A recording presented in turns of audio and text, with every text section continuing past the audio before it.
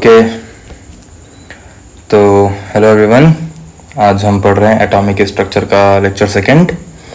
Last वाले lecture में हमने ये कंफर्मेशन किया था कि इलेक्ट्रॉन का चार्ज, उसका मास और E/m वैल्यूज़ क्या होती हैं। ठीक है, रेडियोएक्टिव एलिमेंट्स बीटा पार्टिकल देते हैं जिनमें सिर्फ इलेक्ट्रॉन होता है। थर्मोआयनिक एमिशंस के बारे में पढ़ लिया था। आज हमें आगे कंटिन्यू करना है वहीं से। तो आज का हमारा टॉपिक है डिस्कवरी ऑफ प्रोटॉन्स। प्रोटॉन्स कब, कहाँ, कैसे, किस तरीके से डिस्कवर हुए थे। ठीक है, तो प्रोटॉन्स को सबसे पहले जिसने समझाया था वो थे अर्नस्ट गोल्डस्टीन। ठीक है, इन्होंने 1886 में ये एक्सपेरिमेंट को समझाया था। इस एक्सपेरिमेंट में एक्चुअल में उन्होंने क्या किया था, उन्होंने जैसा कैथोड में था एक बड़ा सा डिस्चार्ज ट्यूब ऐसा लिया उन्होंने। ठीक, डिस्चार्ज ट्यूब में उन्होंने बैटरी लगाई। बैटरी वही हाई वोल्टेज सप्लाई, प्रेशर जो कैथोड रे में था वो उसमें भी किया। ठीक है, बहुत लो प्रेशर रखा। आफ्टर दैट डिस्चार्ज ट्यूब में एक तरफ एनोड लिया और दूसरी तरफ परफोरेटेड कैथोड लिया। परफोरेटेड कैथोड जैसा कि मैंने लास्ट उसमें भी बताया था कैथोड वाले में कि एनोड कैसा था, परफोरेटेड। परफोरेटेड मानी कि उसमें पोर्स बने होते हैं, तो जैसा यहाँ कैथोड में बने छोटे छोटे पोर्स। ठीक है, तो जब किसी भी इलेक्ट्रोड में छोटे छोटे पोर्स बना देते हैं तो वो इलेक्ट्रोड जाती है परफोरेटेड। अब ये बैटरी सप्लाई हुई तो यहाँ एनोड की तरफ से कुछ पार्टिकल कैथोड की तरफ चलने लगे। एनोड की तरफ से कुछ पार्टिकल्स कैथोड की तरफ चलने लगे। कैथोड्स के पीछे हमने क्या लगाया था, वही जिंक सल्फाइड की स्क्रीन। ठीक है, और जब ये पार्टिकल्स आगे आके जिंक सल्फाइड की स्क्रीन पर पड़े तो हमें कैसा ग्लो मिला देखने को, रेड ग्लो मिला। कैसा ग्लो मिला देखने को, रेड कलर का ग्लो मिला। ठीक, और इस तरीके से प्रोटॉन्स की डिस्कवरी हुई। ठीक है, अब ये जो पार्टिकल्स यहाँ से मूव कर रहे थे, यहाँ से जो पार्टिकल्स आ रहे थे they are positively charged. They are positively charged, जो इधर से इस तरफ मूव कर रहे थे। ठीक है, हुआ क्या, आगे के कंक्लूजन्स क्या थे। अब यहाँ पे एक बात ध्यान रखना कि मूव क्या चीज़ हो रही है उसको समझते हैं पहले। तो उसको समझने के लिए एक चीज़, जैसे मानो हमारे पास कोई एग्जांपल ले लेते हैं, कोई एटम है, हाइड्रोजन को मान लेते हैं। हमारे पास हाइड्रोजन एक एटम है। अब हाइड्रोजन क्या करता है, ये रेज क्या करती हैं, गैसेस को आयोनाइज करती हैं। ये जो रेज हैं, कैथोड रेज हैं, एनोड रेज हैं, इनका मेन काम क्या होता है, ये दरअसल गैसेस को आयोनाइज करती हैं। ठीक है, तो गैस पहले आयोनाइज होगी, अपने आयन में कन्वर्ट होगी। तो हाइड्रोजन गैस है जो, ये क्या करेगी, ये H+ बनाएगी और एक इलेक्ट्रॉन रिलीज करेगी। ठीक है, तो ये जो गैस है इसने क्या किया, एक इलेक्ट्रॉन रिलीज कर दिया। इसने क्या किया, एक इलेक्ट्रॉन रिलीज कर दिया।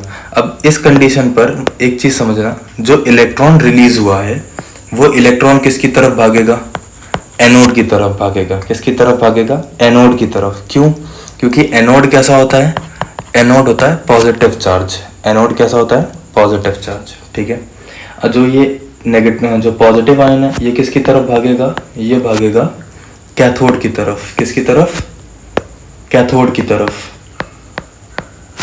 कैथोड की तरफ क्यों भागेगा, क्योंकि कैथोड कैसा होता है, कैथोड होता है निगेटिवली चार्ज। कैथोड कैसा होता है, निगेटिवली चार्ज्ड। वहीं एक और एग्जांपल देख लो इसी का, सेम जैसे ऑक्सीजन गैस है।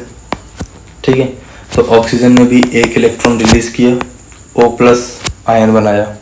ठीक, तो इलेक्ट्रॉन हमेशा किस तरफ जाएगा, electron always moves to anode, क्योंकि इलेक्ट्रॉन पे नेगेटिव चार्ज है। Oxygen O+ ion always moves to cathode, क्योंकि ऑक्सीजन पे पॉजिटिव चार्ज है। ठीक, but there is a condition, जब हमारा इलेक्ट्रॉन मूव करके एनोड की तरफ जा रहा है तो इलेक्ट्रॉन का जो चार्ज होता है, ठीक है, या इलेक्ट्रॉन का जो मास होता है वो दोनों सेम रहते हैं। ठीक, charge of electron, mass of electron is same, तो उसकी E/m वैल्यू कैसी आती है, E/m वैल्यू कैसी आती है उसकी, फिक्स।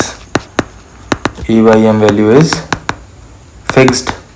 ठीक है, किस कंडीशन पे, कैथोड रेस के कंडीशन पे। बट जब हम बात करेंगे एनोड रेस की, तो एनोड रेस में एक बात का ध्यान रखना, हाइड्रोजन H+, इसका मास X होगा, oxygen H plus O plus, इसका मास Y होगा।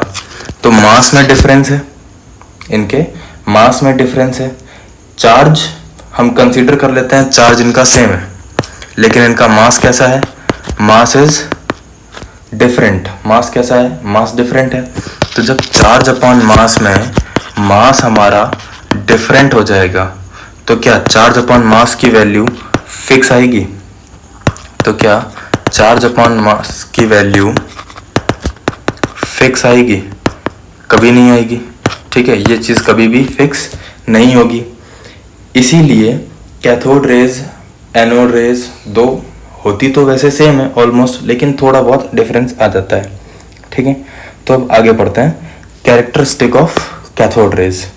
पहला पॉइंट है कि कैथोड रेज जो होती हैं वो नेचर ऑफ गैस पे डिपेंड करती हैं। हाँ, बिल्कुल डिपेंड करेंगी। क्यों करेंगी? क्योंकि अगर हाइड्रोजन गैस लोगे तो उसका E/m वैल्यू कुछ और आएगी, ऑक्सीजन गैस लोगे तो उसकी E/m वैल्यू कुछ और आएगी, और इनके आयोनाइजिंग प्रोसेस जो होते हैं वो भी अलग अलग होते हैं। तो उस कंडीशन पे तो ये नेचर ऑफ गैस पे डिपेंड करेगी कि जो गैस हम ले रहे हैं वो कैसी है। दूसरा, एनोड रेज और canal rays are simply the positively charged gaseous ion. अभी बताया कि H प्लस O प्लस, ठीक है, यहाँ पर कोई गैस है, वो H प्लस में कन्वर्ट हुई, O प्लस में कन्वर्ट हुई, और वो किसकी तरफ भागी? कैथोड की तरफ भागी। और एनोड रेज वाला एक्सपेरिमेंट में क्या होता है? एनोड से रे निकलती है, किसकी तरफ जाती है? कैथोड की तरफ।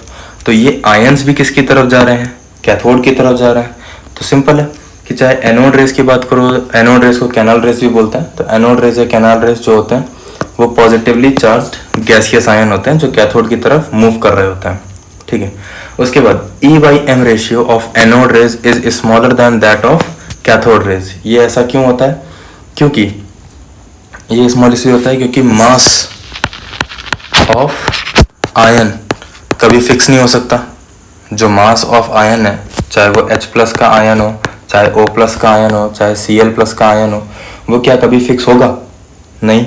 अब जब मास ऑफ आयन फिक्स नहीं हो रहा है तो मास वेरिएट करता रहेगा। और एक चीज़ E/m, ठीक है, इस कंडीशन पे अगर हम बात करें तो मास की वैल्यू अगर हम बढ़ा देंगे तो E/m की वैल्यू अपने आप कैसी आ जाएगी? कम आ जाएगी। ठीक है, और मास क्या हो रहा है? अलग अलग गैस के लिए मास या तो बढ़ रहा है या तो कम हो रहा है। लेकिन कैथोड में क्या होता था?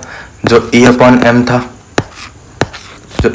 था, इसका मास भी फिक्स था और इसका चार्ज भी फिक्स था।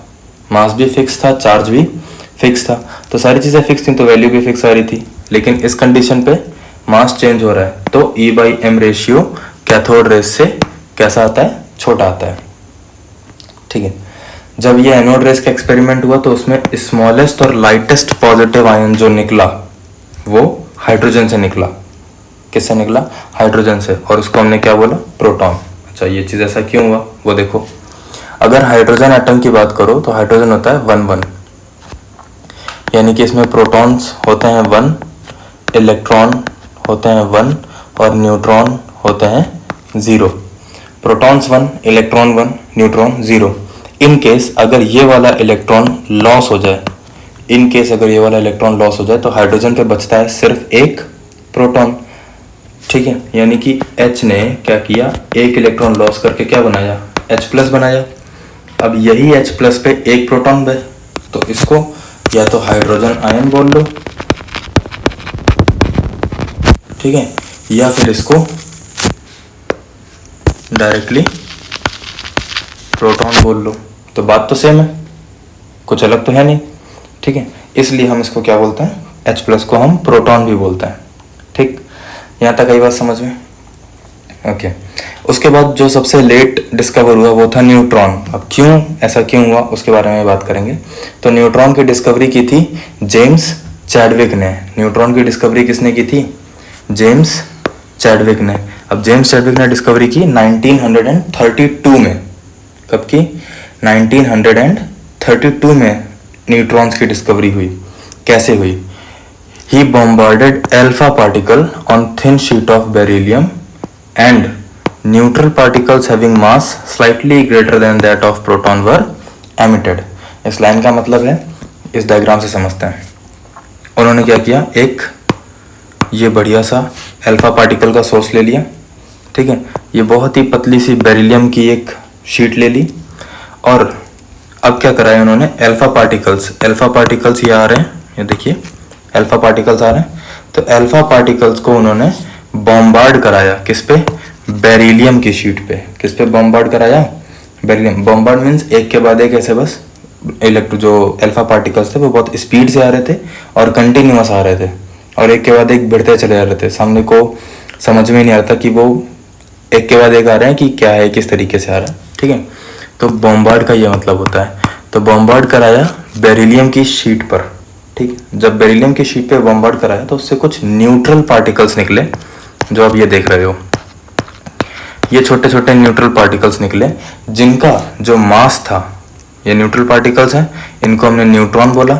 अब इनका जो मास है, mass of neutron is slightly greater then mass of proton, ठीक है।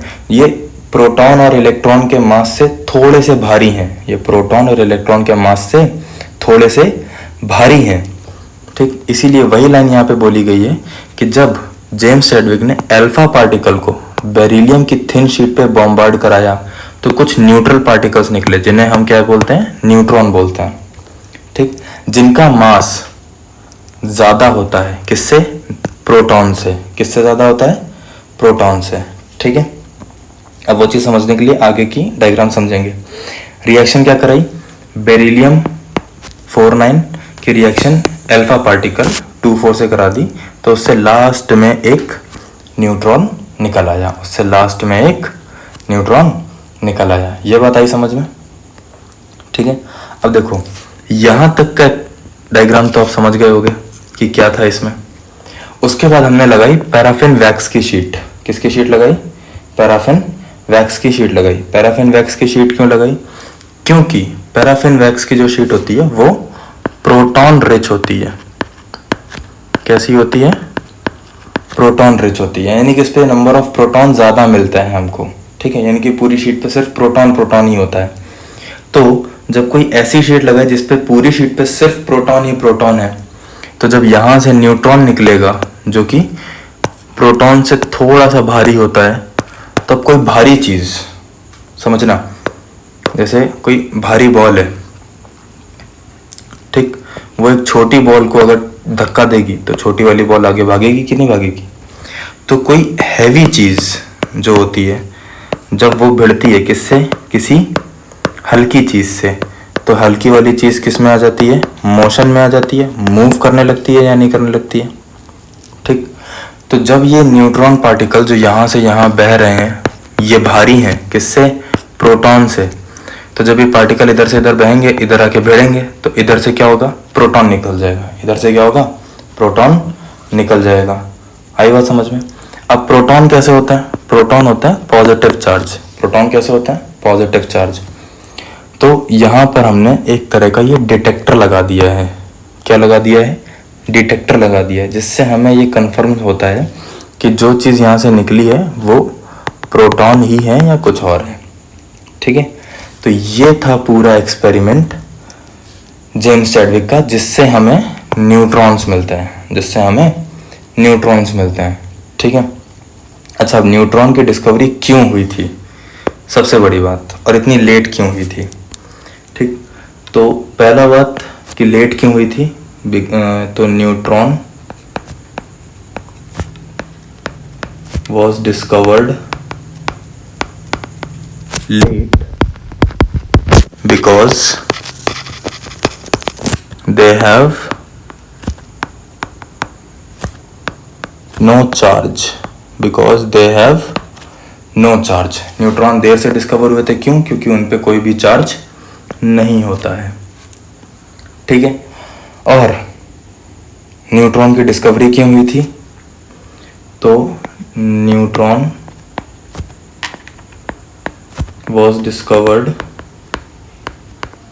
because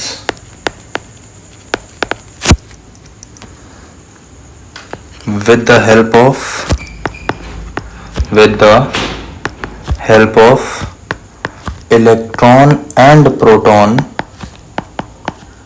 it is not possible, it is not possible to calculate the atomic mass of an atom, to calculate the atomic mass of an atom। ठीक है, इसलिए neutron की discovery की गई थी। ऐसा जेम्स चैडविक को लगा कि जब इलेक्ट्रॉन प्रोटॉन डिस्कवर हो गया, ठीक है, इलेक्ट्रॉन डिस्कवर हो गया यहाँ पर, ठीक, ये वाले एक्सपेरिमेंट में इलेक्ट्रॉन डिस्कवर हो गया, इलेक्ट्रॉन पे होता है नेगेटिव चार्ज, ठीक, नीचे प्रोटॉन डिस्कवर हो गया, प्रोटॉन पे होता है positive charge, electron discover, proton discover, सारी चीज़ें डिस्कवर हो गई हैं, एटम हो गया इलेक्ट्रिकली न्यूट्रल, डाल्टन की बात सही हो गई, बट जो मास था वो अभी भी क्लैरिफाई नहीं हो रहा था। इसलिए जेम्स चैडविक को लगा कि हो ना हो कहीं ना कहीं कोई न्यूट्रल पार्टिकल है जो मास को बनाने की कोशिश कर रहा है। ठीक, समझ गए। नेक्स्ट, अब आता है एटॉमिक मॉडल्स के बारे में हम पढ़ेंगे। ठीक है, तो उसमें सबसे पहले आता है थॉमसन का मॉडल। उसमें सबसे पहले किसका मॉडल आता है? थॉमसन का मॉडल। अब थॉमसन का मॉडल क्या कहता है? थॉमसन का मॉडल कहता है कि थॉमसन ने जो मॉडल दिया था वो कुछ ऐसा मॉडल था। इसके अकॉर्डिंग थॉमसन ने बोला कि जो एटम है उसके अंदर जो पॉजिटिव चार्ज है वो पूरे एटम में फैला हुआ है। ठीक, तो ये स्फीयर ऑफ पॉजिटिव चार्ज जो आप ब्लू वाला पार्ट देख रहे हो, ठीक है, ब्लू वाला पार्ट ये पूरा प्रोटॉन है। ब्लू वाला पार्ट क्या है? पूरा का पूरा प्रोटॉन है। ठीक है, अब इसमें बीच बीच में इलेक्ट्रॉन कहीं फंसे हुए हैं, इसमें बीच बीच में इलेक्ट्रॉन कहीं फंसे हुए हैं। ठीक है, इस तरीके से। तो अभी ध्यान में रखना एक चीज को कि आपने कभी वाटरमेलन देखा है? तरबूज। अगर आपने वाटरमेलन देखा हो तो आपको पता होगा कि वाटरमेलन में जो रेड वाला पार्ट होता है वो पूरे तरबूज में होता है, लेकिन जो तरबूज के बीजे होते हैं, सीड्स ऑफ वाटरमेलन जो होते हैं, वो बीच बीच में कहीं तरबूज में फंसे हुए होते हैं, है ना। तो उसी चीज को समझाया किसने? जे थॉमसन ने, और बोला कि उनका जो मॉडल है वो कुछ इस तरीके से होगा, और इसीलिए हम इस मॉडल को वाटरमेलन मॉडल भी कहते हैं। इसीलिए हम इस मॉडल को वाटरमेलन मॉडल भी कहते हैं। क्यों? क्योंकि उनके अकॉर्डिंग पॉजिटिव चार्ज पूरे एटम में फैला हुआ था और इलेक्ट्रॉन्स बीच बीच में कहीं पूरे एटम में फंसे हुए थे। ठीक है, और इससे एटम इलेक्ट्रिकली न्यूट्रल भी है। लेकिन गलती है, छोटी सी मिस्टेक हो गई यहाँ पर कि उन्होंने सोचा, पहली गलती क्या थी थॉमसन की, कि उन्होंने ये सोच लिया कि जो मास है एटम का वो पूरे एटम पे फैला हुआ है। ये पहली गलती थी, जबकि ऐसा नहीं है। एटम का मास एक जगह एकत्रित है। ठीक है, एक ही जगह बैठा हुआ है, एक ही जगह सेंट्रिक कर दिया गया है एटम का मास। नेक्स्ट जो उनसे गलती हुई, उन्होंने एटम की स्टेबिलिटी के बारे में कोई भी बात नहीं की, वो एटम की स्टेबिलिटी को नहीं समझ पाए।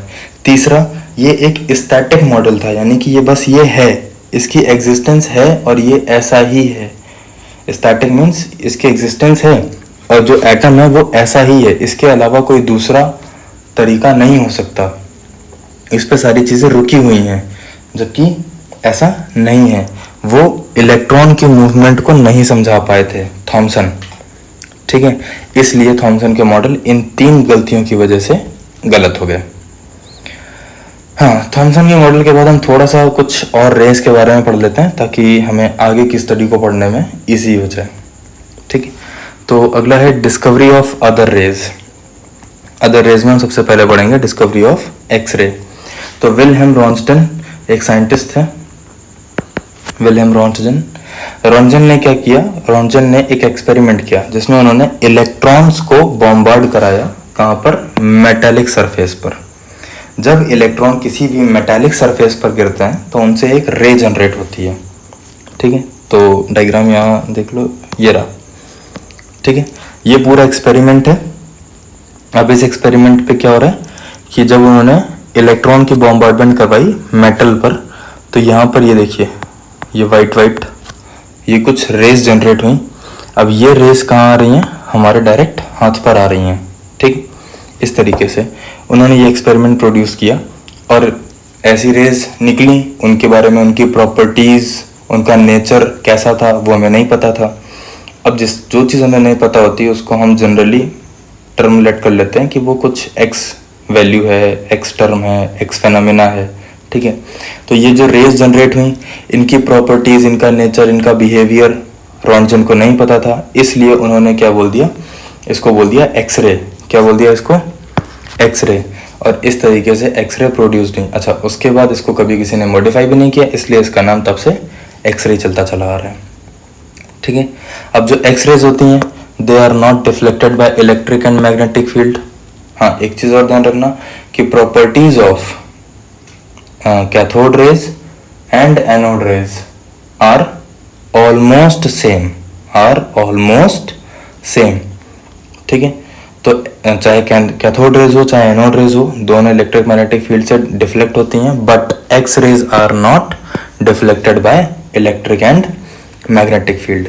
एक्स रेज पे कोई भी चार्ज नहीं होता है और एक्स रेज की पेनिट्रेटिंग पावर बहुत ज़्यादा होती है। पेनिट्रेटिंग पावर मतलब समझे कि जैसे मानो कोई चीज़ यहाँ पर है, ये कोई दीवार ऐसा है, यहाँ से कोई रे आ रही है और पेनिट्रेट मतलब कि वो इस दीवार को चीरते हुए इसके आर पार निकल गई।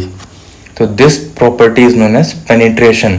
ठीक है, तो किसी चीज़ को चीरते हुए आर पार निकल जाना वो होता है पेनिट्रेशन, और इसी पावर को हम बोलते हैं पेनिट्रेटिंग पावर। तो एक्स रेज की पेनिट्रेटिंग पावर बहुत अच्छी होती है, और वो इतनी अच्छी होती है ना कि बहुत कोई हाईली सॉलिड सरफेस आ जाए तो बात अलग है, लेकिन नॉर्मल सरफेस का वो उसको पार कर जाएगी। इसीलिए अगर आप कभी अपना एक्सरे देखो तो जहाँ पर हमारी बोन्स होती हैं, सिर्फ बोन हमको दिखती है, और बाकी की पूरी बॉडी में कैसा होता है, एक आउटलाइन ऐसा बन जाता है। जैसे मानो कि ये चेस्ट है किसी का, ठीक है, तो उसकी बॉडी के बस उसके रिब केजेस जो होते हैं हमें सिर्फ वो दिखेंगे, और बाकी पूरी बॉडी में कैसा, ऐसा एक छोटा सा आउटलाइन ऐसा बन के आ जाएगा। ठीक है, क्यों आ जाएगा, क्योंकि पूरी बॉडी सॉलिड नहीं है। हमारी बॉडी में जो सॉलिड पार्ट है वो क्या है, हमारी बोन्स हैं। बोन्स हमारी वो सॉलिड पार्ट हैं जिनको कैथोड रेज प्रॉपरली पार नहीं कर पाती हैं। ठीक है, तो ये बात ध्यान रखना कि एक्स रेज की पेनिट्रेटिंग पावर अच्छी है, लेकिन हाईली सॉलिड चीज़ों को, बहुत ज़्यादा सॉलिड चीज़ों को एक्स रेज भी पेनिट्रेट नहीं कर पाती है। फिर बात आती है रेडियो एक्टिविटी की, इससे कुछ रेडिएशन निकलते हैं। तो रेडियो एक्टिविटी को समझाने वाले व्यक्ति एक फ्रेंच साइंटिस्ट हैं जिनका नाम है हेनरी बेक्यूरेल। जिनका नाम क्या है, हेनरी बेक्यूरेल। स्पेलिंग थोड़ा सा मिस्टेक है, ये BEQUREL है। तो हेनरी बेक्यूरेल, अब इन्होंने क्या किया, इन्होंने एक एक्सपेरिमेंट किया। He wrapped photographic plate in a black paper and observe that uranium ore darken the photographic plate. ठीक है, इन्होंने एक फोटोग्राफिक प्लेट ली और उसको एक ब्लैक पेपर में लपेट दिया यूरेनियम ओर के साथ। अब जो यूरेनियम ओर थी उसने क्या किया, फोटोग्राफिक प्लेट को डार्क कर दिया, यानी कि ब्लैक कलर में कन्वर्ट कर दिया। ठीक, तो उन्होंने कंक्लूजन दिया अपना इस एक्सपेरिमेंट से, ऊपर वाले एक्सपेरिमेंट से उन्होंने कंक्लूजन दिया कि यूरेनियम जो है वो कुछ इनविजिबल रे एमिट करता है, यानी कि यूरेनियम कोई एक ऐसी रे छोड़ रहा है जो एक्चुअल में हमें दिखती तो नहीं है, लेकिन वो कुछ ना कुछ वो रिलीज कर रहा है। ठीक, और ऐसी रे रिलीज कर रहा है जिसकी पेनिट्रेशन पावर बहुत अच्छी खासी है, यानी कि ऐसी अच्छी खासी है कि वो सॉलिड चीज़ों को भी बहुत सही तरीके से आर पार कर सकती है। तो which penetrate through the black paper and affect the photographic plate. अच्छा, ब्लैक पेपर की अगर बात करें तो ब्लैक पेपर थोड़ा सा वैसा माना जाता है कि वो चीज़ें रोकने में, रेडिएशन एब्जॉर्ब करने में काम करता है। ठीक है, जैसे मान लो कि हमने कोई ब्लैक कलर का कपड़ा पहना हुआ है, गर्मी का टाइम है, हमने ब्लैक कपड़ा पहना हुआ है, तो जो हमने ब्लैक कलर का कपड़ा पहना हुआ है वो आने वाली जो सनलाइट है उसको पूरी तरह से क्या कर लेगा, उसको पूरी तरह से वो एब्जॉर्ब कर लेगा। किसको, आने वाली सनलाइट को वो पूरी तरह से क्या कर लेगा, एब्जॉर्ब कर लेगा। इसलिए ब्लैक कलर जो होता है वो बहुत ज़्यादा चीज़ें एब्जॉर्ब करने की टेंडेंसी रखता है, ठीक। लेकिन फिर भी कोई ऐसी रे है, इनविजिबल कोई ऐसी रे है जो इस ब्लैक पेपर को भी पेनिट्रेट करके निकल गई, तो उसमें कुछ ना कुछ तो होगा। तो उसको समझने के लिए रेडियो एक्टिविटी समझाई गई। अच्छा, रेडियो एक्टिविटी समझाने वाले जो व्यक्ति थे उनके कुछ नाम है, वो भी आगे पढ़ेंगे अपन। तो ये ray, these rays are known as radioactive rays और बैक्यूरल रेज। जो इनविजिबल रेज निकल रही थी इनको हम रेडियो एक्टिव रेज बोलते हैं या फिर बैक्यूरल रेज बोलते हैं, ठीक। अब देख लो रेडियो एक्टिविटी समझाई किसने किसने थी। तो रेडियो एक्टिविटी में और किसने किसने काम किया था, हेनरी बैक्यूरल के अलावा। तो उसमें पहले साइंटिस्ट थे रदरफोर्ड, ठीक है, दूसरा मैरी क्यूरी, तीसरा हमारे थे पेरी क्यूरी, ठीक है, और फिर एक थे फ्रेडरिक सूदी, ठीक है, और कहीं ना कहीं हमारे नील बोहर का भी इसमें हाथ था थोड़ा बहुत। नील बोहर के बारे में भी कुछ बातें हैं, अपना बाद में बात करेंगे। तो properties of radioactive rays, यहाँ तक आ गया सबको समझ में? यहाँ तक आ गया कि ये रेज कहाँ से क्या आई, किस तरीके से आई। तो properties of radioactive rays. अब रेडियो एक्टिव रेज को समझाने के लिए भी रदरफोर्ड और विलार्ड दो साइंटिस्ट हैं जो आगे आए, ठीक है। हाँ, विलार्ड भी एक साइंटिस्ट थे रेडियो एक्टिविटी में। तो रदरफोर्ड और विलार्ड ने कुछ अपने एक्सपेरिमेंट किए और उन्होंने समझा कि जो रेडियो एक्टिव एलिमेंट होते हैं ना, ठीक है, ये नेचुरली अकर होता है और इन्हीं से कुछ अलग अलग तरह की रेडिएशन रिलीज हो रही है, ठीक है। रेडिएशन यानी कि जैसे आपने देखा होगा ना, रोबोट मूवी देखी है, रोबोट 2.0 पक्षी राजा वाली, उसमें कहता है कि फ़ोन वगैरह कम इस्तेमाल करो वरना सारे पक्षी मर जाएंगे। तो रेडिएशन क्या होती है, एक वेव्स होती हैं, ठीक है, जो बहुत ज़्यादा हार्मफुल होती हैं। एक ऐसी वेव्स जो बहुत ज़्यादा हार्मफुल होती हैं, ठीक। और ये नेचुरली अकर होती हैं किससे, सम रेडियो एक्टिव एलिमेंट्स। और ऐसी रेडिएशन 3 टाइप्स की होती हैं। कितने टाइप्स की? 3 टाइप्स की होती हैं। कौन कौन से? अल्फा रेज, बीटा रेज और गामा रेज, ठीक है। ये 3 टाइप की रेज होती हैं, अल्फा, बीटा और गामा। अब एक बात और ध्यान रखना, जो अल्फा रेज होती हैं they are positively charged, beta rays are negatively charged and gamma rays are neutral. Gamma rays are neutral, ठीक है। तो यह बात ध्यान में रखना। नेक्स्ट, वेलोसिटी और पेनिट्रेटिंग पावर, कौन किस स्पीड से चलता है, ठीक है। तो अल्फा और बीटा और गामा की जो स्पीड है, सबसे ज़्यादा स्पीड हमें गामा रेज देती हैं, ठीक। और इनकी पेनिट्रेटिंग पावर बहुत अच्छी है और गामा रेज न्यूट्रल है, पेनिट्रेटिंग पावर अच्छी है और यही रिस्पॉन्सिबल थी वो फोटोग्राफिक प्लेट को डार्क करने के लिए, ठीक है। तो गामा रेज हमारी हाई पेनिट्रेटिंग पावर वाली होती है, उनकी वेलोसिटी भी सबसे ज़्यादा होती है। तो ये अगर किसी सॉलिड चीज़ पर भी आप डालोगे, जैसे मान लो कि ये हमारे पास ये दीवार ऐसी है, इस पर हम गामा रेज डाल रहे हैं, तो गामा रेज क्या होगी, दीवार को चीर के निकल जाएंगी, ठीक। उसके बाद पेनिट्रेटिंग पावर अगर सबसे अच्छी होती है तो वो होती है बीटा रेज की, और वेलोसिटी मीन्स स्पीड जाने की, और सबसे लास्ट में आती है हमारी अल्फा रेज, ठीक है। नेक्स्ट, जो काइनेटिक एनर्जी है और किसी भी गैस को आयन में कन्वर्ट करने की जो कैपेसिटी है, जो एबिलिटी है, वो कैसे डिक्रीज करती है। तो सबसे ज़्यादा एबिलिटी होती है किसी भी गैस को आयन में कन्वर्ट करने की अल्फा की, उसके बाद बीटा, उसके बाद गामा, ठीक है। तो ध्यान रखना, पेनिट्रेशन सबसे ज़्यादा किसकी है, गामा की।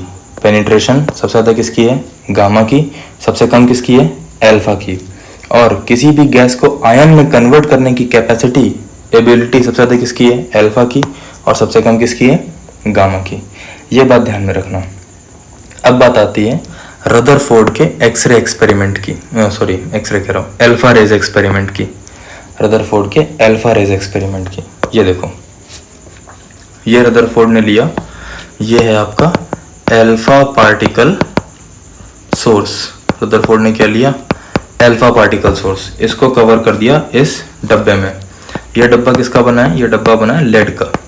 ठीक है, लेड का डब्बा क्यों लिया, क्योंकि देखो जो अल्फा पार्टिकल है, ठीक है, वो दरअसल क्या है, वो अल्फा रेज है। और अल्फा रेज कैसी होती हैं, रेडियो एक्टिव। अल्फा रेज कैसी होती हैं, रेडियो एक्टिव। अब रेडियो एक्टिव रेज हैं तो उनसे कहीं ना कहीं कोई रेडिएशन तो पक्की बात है कि निकलेगी। इस रेडिएशन को रोकने के लिए हम लेड बॉक्स का इस्तेमाल करते हैं। किसका इस्तेमाल करते हैं, लेड बॉक्स। लेड बॉक्स का क्यों इस्तेमाल करते हैं, क्योंकि जो लेड है वो हाईली डेंस मेटल है। कैसी मेटल है, हाईली डेंस मेटल है। ठीक है, हाईली डेंस मतलब यानी कि बहुत ज़्यादा घनी मेटल है, बहुत ज़्यादा घनी मेटल। इसके इलेक्ट्रॉन्स सारी चीज़ें इतना टाइटली पैक्ड है ना एक दूसरे के साथ कि चीज़ अगर इससे बाहर निकलना चाहे भी तो ना निकल पाए। ठीक है, तो लेड एक हाईली डेंस मेटल है, तो वो सारे के सारे रेडिएशन को क्या करती है, एब्जॉर्ब कर लेती है। वो सारे के सारे रेडिएशन को क्या करती है, एब्जॉर्ब कर लेती है। ठीक, यहाँ से अल्फा पार्टिकल्स गए। हाँ, रदरफोर्ड ने गोल्ड की फॉइल ली थी, ये सबसे बड़ी चीज़ है। गोल्ड की फॉइल ली और इतनी पतली फॉइल ली, इतनी ज़्यादा पतली फॉइल ली कि वो समथिंग अबाउट बस एक एटॉमिक लेयर बराबर थी।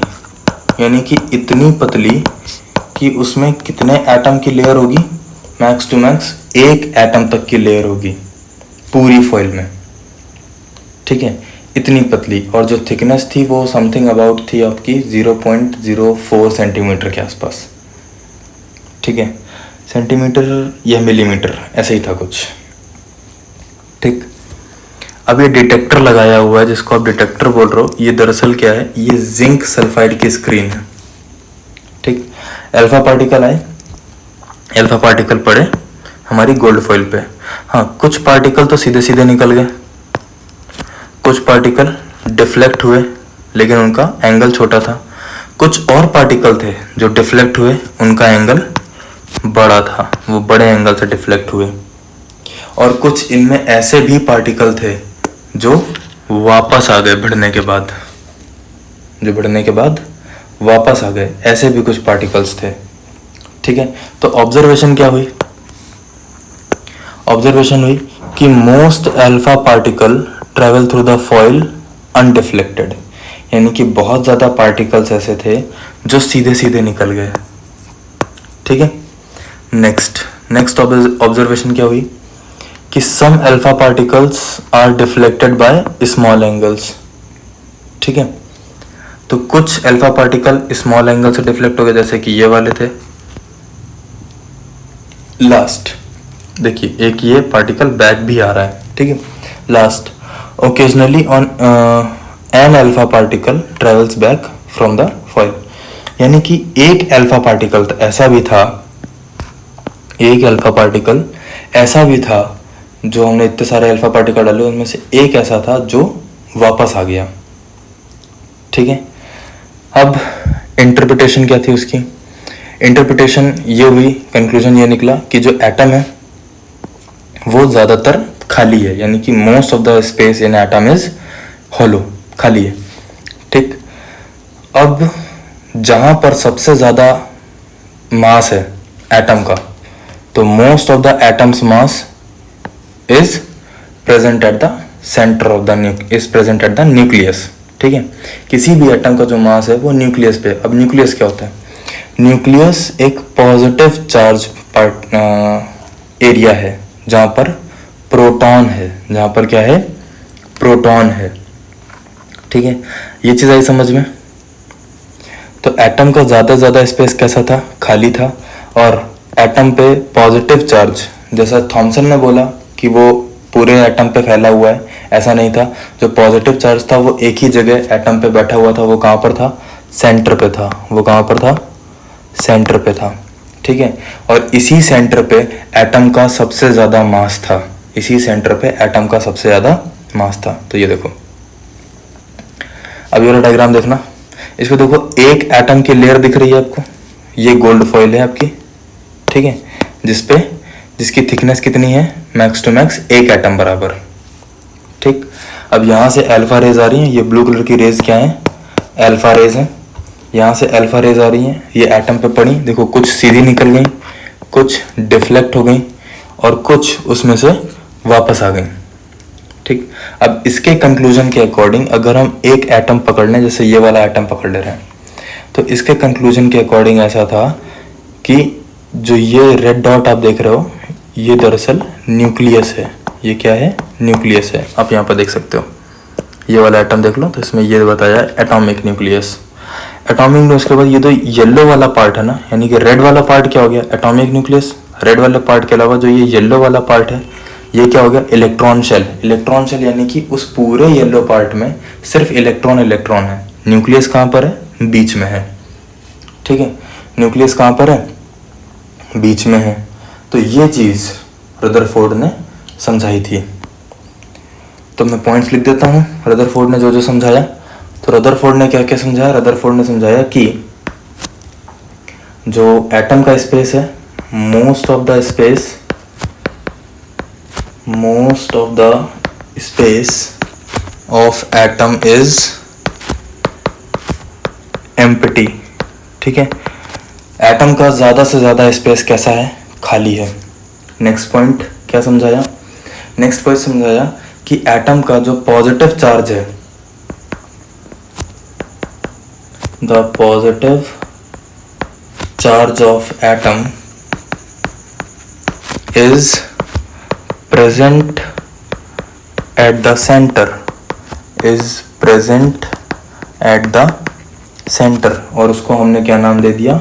उसको हमने नाम दे दिया न्यूक्लियस का। ठीक है, नेक्स्ट पॉइंट उन्होंने क्या समझाया? नेक्स्ट पॉइंट उन्होंने समझाया कि मोस्ट ऑफ द अल्फा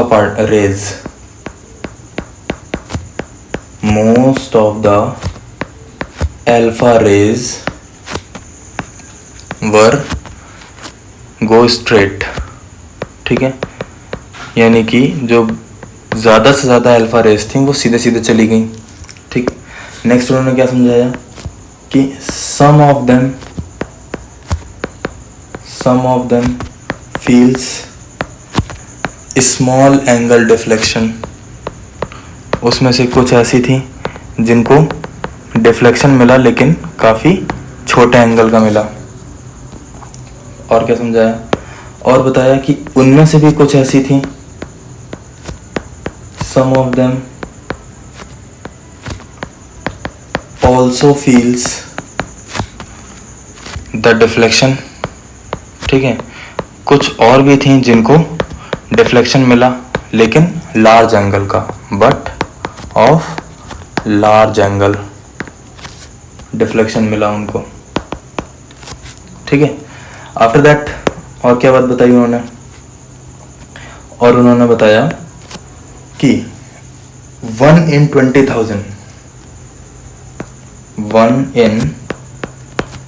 20,000 रे कम्स बैक।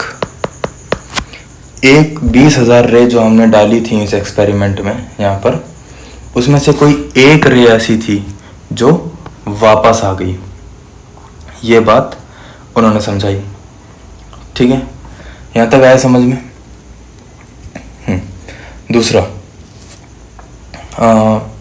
कितना मास बताया कि एटम का, हाँ, पॉजिटिव चार्ज एक ही जगह सेंट्रिक है।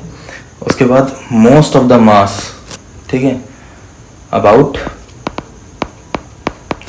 99.9% mass of atom is present at nucleus. किसी भी एटम का 99.9% मास जो है वो कहाँ पर है? वो न्यूक्लियस में है। 0.1% मास इलेक्ट्रॉन में डिस्ट्रीब्यूटेड है, बाकी पूरा मास कहाँ पर है? न्यूक्लियस में डिस्ट्रीब्यूटेड है। ठीक, और क्या समझाया उन्होंने? और उन्होंने बताया कि जो न्यूक्लियस है वो डेंस है। ठीक है, न्यूक्लियस इज डेंस यानी कि घना। क्यों घना है? रीज़न उसका क्योंकि उसमें प्रोटॉन्स और न्यूट्रॉन्स दोनों होते हैं, इसलिए न्यूक्लियस कैसा है? डेंस है। Nucleus is dense, hard and rigid. Dense, hard and rigid.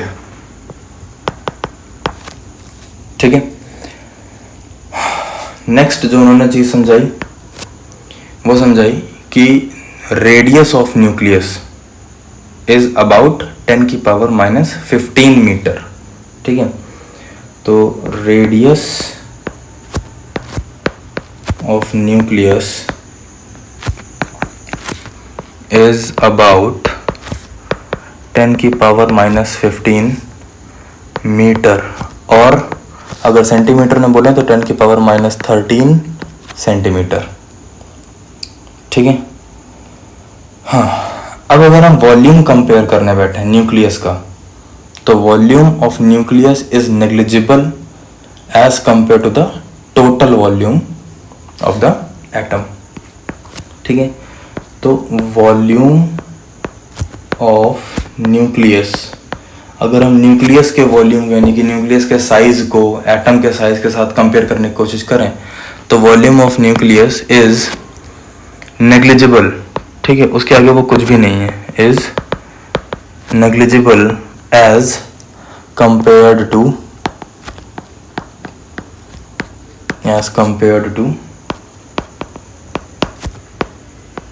Total volume of atom. अगर हम पूरा एटम का एक साइज ले लें और उस पर न्यूक्लियस को कंपेयर करने की कोशिश करें, तो एटम के आगे न्यूक्लियस कुछ भी नहीं है।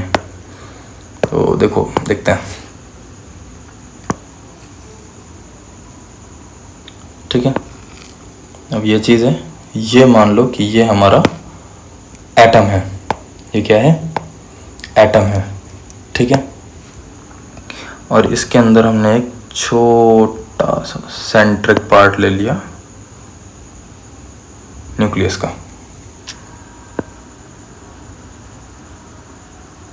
ठीक है, ये हमने छोटा सा सेंट्रिक पार्ट ले लिया न्यूक्लियस का। थोड़ा सा बड़ा है क्या? हाँ, मुझे बड़ा लग रहा है। इसको और छोटा कर देते हैं, इससे छोटा नहीं होगा। ये छोटा सा पार्ट हमने ले लिया न्यूक्लियस का। तो ये हमारे लिए क्या है? ये हमारे लिए है पूरा का पूरा एक एटम, और ये हमारे लिए क्या है? छोटा सा इस पे न्यूक्लियस। ठीक है, अब अगर न्यूक्लियस का साइज देखो, अब अगर ये चीज समझो कि वॉल्यूम ऑफ न्यूक्लियस कैसी है एटम के कंपैरिजन में, is very very less than volume of atom. ऐसा है या नहीं है? तो न्यूक्लियस का साइज एटम के साइज से बहुत छोटा है, हाँ या ना? है ना? तो ये चीज़ किसने बताई? रदरफोर्ड ने बताई। अच्छा, रदरफोर्ड ने ये गोल्ड फॉइल वाला एक्सपेरिमेंट क्यों किया? उसके पीछे एक रीज़न था। रीज़न थे हमारे जे थॉमसन। रीज़न क्या थे? J Thomson. दरअसल रदरफोर्ड जे थॉमसन के इंटर्नशिप मेंबर रह चुके हैं। ठीक है, यानी कि रदरफोर्ड ने जे थॉमसन के यहाँ अपनी पढ़ाई पूरी की है, अपनी ट्रेनिंग पूरी की है। तो जे थॉमसन के अकॉर्डिंग जो चार्ज था, पॉजिटिव चार्ज, वो पूरे एटम पे फैला हुआ था। जे थॉमसन के अकॉर्डिंग जो पॉजिटिव चार्ज था वो पूरे एटम पे फैला हुआ था। अब इस बात को जे थॉमसन के पास साबित करने का कोई चारा नहीं था, कोई रास्ता नहीं था। तो रदरफोर्ड ने सोचा कि क्यों ना हम जे थॉमसन का जो मॉडल है उसको सही साबित करें। तो उसको सही साबित करने के लिए रदरफोर्ड ने ये गोल्ड फॉइल वाला एक्सपेरिमेंट किया। अच्छा, जब एक्सपेरिमेंट हुआ तो गोल्ड फॉइल में ये वाली चीज़ें आ गई। ये रे इधर से उधर कुछ सीधे चली गई, कुछ डिफ्लेक्ट हो गई, कुछ वापस आ गई, ये सब चीज़ें हो गई। ठीक, but according to J Thomson जो रेस थी वो सीधी सीधी निकल जानी चाहिए हर तरफ से। फिर चाहे वो साइड से निकलें, चाहे न्यूक्लियस के पास से निकलें, चाहे न्यूक्लियस से होके निकलें, उन्हें सीधा निकल जाना चाहिए। लेकिन ये रेस सीधी नहीं निकली, ये रेस कैसी हो गई? तिरछी मिर्ची हो गई, कुछ वापस आ गई, ठीक है, कुछ सीधी चली गई। तो इनके साथ तो बहुत डेविएशन आ गया, बहुत वेरिएशंस आ गए। तब रदरफोर्ड को समझ आया कि अच्छा जे थॉमसन ने जो बताया था वो कहने का तरीका ठीक था लेकिन वो मॉडल गलत था। तो जे थॉमसन ने एक ये नया मॉडल दिया कुछ इस तरह का, जिसपे न्यूक्लियस पे क्या होता है, न्यूक्लियस पे हमारे सिर्फ प्रोटॉन्स और न्यूट्रॉन्स होते हैं और बाकी पूरे एटम पर क्या होते हैं, इलेक्ट्रॉन्स फैले हुए होते हैं। बाकी पूरे एटम पर क्या फैले होते हैं, इलेक्ट्रॉन्स फैले होते हैं। तो यहाँ पर सिर्फ इलेक्ट्रॉन्स होते हैं। ये बात आई समझ में, आ गई, बढ़िया। After that drawback of Rutherford model. Rutherford fail कहाँ हुए, तो रदरफोर्ड भी जे थॉमसन की तरह एटम की स्टेबिलिटी को नहीं समझा पाए, इसलिए रदरफोर्ड फेल हो गए। दूसरा, रदरफोर्ड ने एक बात बताई थी, बोली थी कि जो इलेक्ट्रॉन है वो मूव करता रहेगा चारों तरफ, जो इलेक्ट्रॉन है वो चारों तरफ मूव करता रहेगा, घूमता रहेगा गोल गोल। ठीक, यहाँ पर जो इलेक्ट्रॉन है वो जैसे इस डायरेक्शन में, तो वो ऐसे न्यूक्लियस के चारों तरफ ऐसे गोल गोल चक्कर काटेगा, इधर है तो इधर से चक्कर काटेगा, इधर है तो इधर से चक्कर काटेगा, ऐसे करके गोल गोल इलेक्ट्रॉन क्या होगा, पूरे न्यूक्लियस के चक्कर काटता रहेगा। ठीक, और यही बात रदरफोर्ड ने थोड़ी सी गलत बोल दी। वैसे बोली तो सही बिल्कुल, लेकिन उसको समझा नहीं पाए वो। तो उन्होंने बोला कि जो मूविंग चार्ज पार्टिकल यानी कि जो इलेक्ट्रॉन है वो अपनी एनर्जी लॉस करेगा, बिल्कुल करेगा। कोई चीज़ ऐसे मोशन में है, ये डायग्राम देखो, कोई चीज़ ऐसे मोशन में है, कोई चीज़ मूव कर रही है, एक टाइम ऐसा आएगा जब उस पार्टिकल की, उस ऑब्जेक्ट की या उस बॉडी की काइनेटिक एनर्जी कम हो जाएगी। इसका मतलब क्या है कि जब वो मोशन में था तो उसके अंदर काइनेटिक एनर्जी थी, मोशन करने की वजह से वो काइनेटिक एनर्जी चेंज हुई, कन्वर्ट हुई, लॉस होने के साथ साथ उसके अंदर जब जो एनर्जी है वो धीरे धीरे कम होती जा रही है। ठीक है, तो कोई भी मूविंग चार्ज पार्टिकल है वो अपनी एनर्जी लॉस करेगा continuously in the form of electromagnetic radiation. ठीक है, और इससे क्या होगा, इलेक्ट्रॉन की एनर्जी प्रॉपर डिक्रीज करती रहेगी। अब यहाँ पर देखना, जो ये इलेक्ट्रॉन है ऐसे गोल गोल घूमते न्यूक्लियस की तरफ आ रहा है। जब ये गोल घूम रहा है, ठीक है, गोल घूमते टाइम पे ये क्या कर रहा है, कुछ एनर्जी लॉस कर रहा है। जो एनर्जी लॉस कर रहा है वो किसके तरीके लॉस कर रहा है, रेडिएशन की तरीके लॉस कर रहा है। किसके तरीके, रेडिएशन। अब लॉस करते करते क्या होगा, ये इलेक्ट्रॉन घूमते एट द टाइम एक ऐसा टाइम आएगा जब वो इलेक्ट्रॉन डायरेक्ट न्यूक्लियस में आके मिल जाएगा। तो इस चीज को रदरफोर्ड नहीं समझा पाए थे ना। अब ये दो क्वेश्चन है छोटे छोटे, देख लो। रदरफोर्ड ने गोल्ड फॉइल अपने एक्सपेरिमेंट में क्यों किया। ठीक है, तो ये डाउट समझ, ये वाला ड्रॉबैक समझ में आना कि इलेक्ट्रॉन लॉस करेगा तो एनर्जी लॉस होगी और न्यूक्लियस में गिर जाएगा, इसीलिए ये इस बात को नहीं समझा पाया और ये फेल हो गया।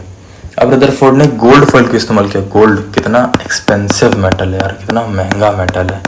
ठीक है, फिर भी रदरफोर्ड ने गोल्ड को इस्तेमाल किया। कोई दूसरा मेटल ले लेते, एल्यूमिनियम ले लेते, जिंक ले लेते, कुछ भी ले लेते, वो लेके काम, आयरन ले लेते यार, कॉपर ले लेते, वो लेके काम कर सकते थे, लेकिन उन्होंने गोल्ड फॉइल ही क्यों चुना, इसका आंसर ढूंढना।